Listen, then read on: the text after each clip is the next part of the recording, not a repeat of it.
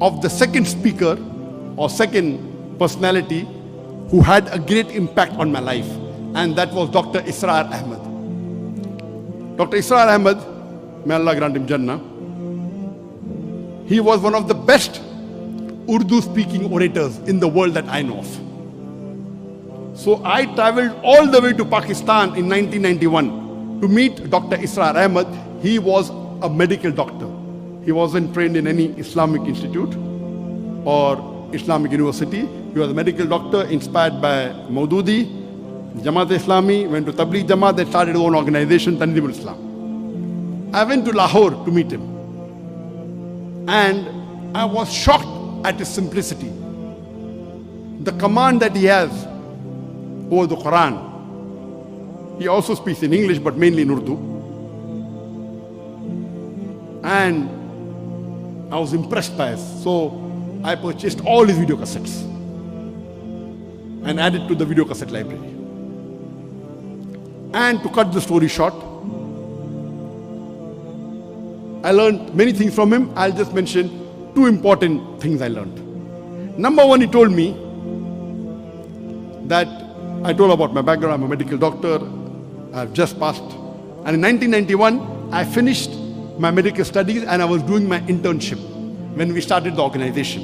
In 1991, in 1990, I finished my medical studies. For 1 year, there was internship. And during internship, I had more time, so we started the organization. So I told him, I've just finished my medical studies. I would like to become a surgeon, do my MS, and I'm interested in Dawah. So he told me, son, you have to choose between the two. Either you choose your medical practice or Dawah. I, being a medical doctor, I practiced for 7 years and tried to do both. I could not. If you want to specialize, choose between the two one thing. Then, after his guidance, I chose to become a Dai.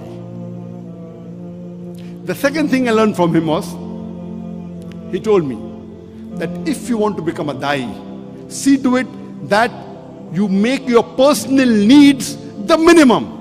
I said, why? He said, if you make your personal need the minimum, with the least amount of monthly requirement, you can speak the truth more easily. You won't have to depend on anyone. You won't have to depend on please someone who's paying your salary.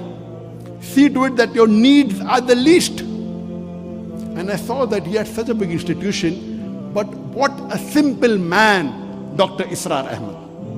May Allah grant him Jannah.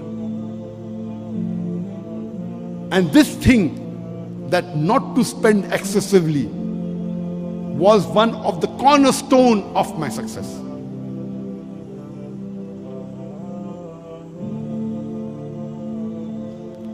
Just in case I forget, towards the end I may tell you, but today I require only 2,000 ringgit a month for me and my wife to survive. Only 2,000 ringgit. Very comfortably. Very comfortably. Not for my Dawah activity. Dawah activity, though I have travel, fly, I pay my own money, that's different. That may be in large amount, but for my personal needs, 2,000 ringgit is sufficient. In Bombay, it was 40,000 rupees. Here it is 2,000 ringgit, sufficient.